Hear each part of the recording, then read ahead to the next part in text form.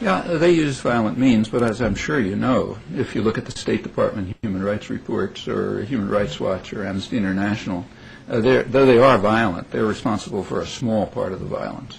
Most of it is the government or its paramilitary forces. A couple of years ago, it was the government that was responsible for most of the violence. That didn't play very well. So they did what most sensible governments do. They farm out the terror to paramilitaries, like Serbia and Kosovo.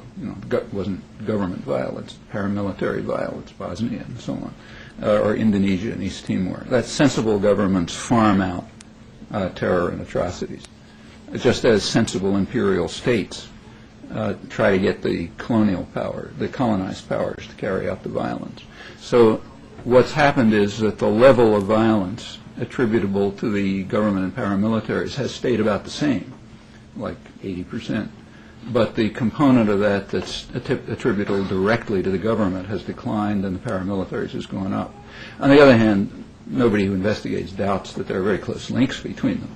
In fact, Human Rights Watch, in particular, has published report after report, very recent ones, detailing specific links. So yes, the guerrillas are violent, and it's a small part of the violence. Most of the violence, overwhelmingly, is government and paramilitaries. And those are the people we're supporting. Okay, so they're all involved in drugs up to their necks, but that's not where Plan Colombia is directed. In fact, the paramilitaries themselves say that 70% of their income comes from drugs. Castaño said that right over television in Colombia. But they're not targeted, just as, in fact, our arms flow and military support goes to them indirectly through the government. So whatever's going on, it's not a war against violence, okay, because we're supporting the largest component of the violence, even by State Department analysis. Furthermore, it's not a war against drugs, I don't think. If it was a war against drugs, you wouldn't fight it this way. This so-called war against drugs has been going on for years and years, and it's having no effect on drug use. Okay, if people are carrying, and these people aren't imbeciles, if you carry out a policy year after year the same way, and you see it has no effect on what you claim, what you're trying to do, and you keep carrying out again, something else is happening. Okay, and it's pretty obvious what's happening. In Colombia and the other Andean countries, it's counterinsurgency war.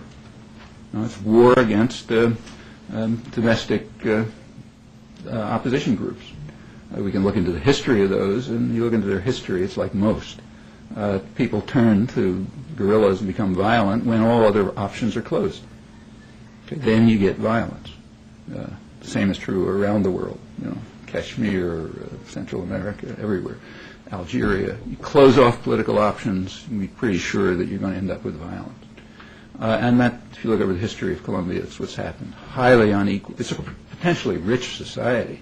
Extreme inequality, huge poverty, tiny percentage of the population has all the land and all the wealth, and people are driven off into marginal areas to survive. They can't. In fact, part of the reason for growing drugs, and this has been known for years, is that the West simply undermined and destroyed their commodity production. Like 30 years ago, the UNCTAD tried to organize a commodity, an agreement of commodity exporters to stabilize export prices, like it's done routinely in rich countries. And that's crucial for, say, small coffee growers. If coffee prices are going to go wildly oscillating, it doesn't harm agribusiness. They can handle it. But a small farmer can't survive. You can't tell your children, don't bother eating next year, maybe 2 years from now there'll be some food. Okay? So they were simply driven by Western policies, basically neoliberal policies. They were driven into something that they could grow to survive, same in Bolivia and elsewhere. And furthermore, they're taught, go to school in Harvard or wherever, you're taught that you're supposed to be a rational wealth maximizer. Right? And I take any economics courses, that's what you're supposed to be. The peasants are told the same thing. You're supposed to be rational wealth maximizers, rational peasants it's called. That means you produce, it's the whole literature on this, I'm sure you know it better than I do if you're in development.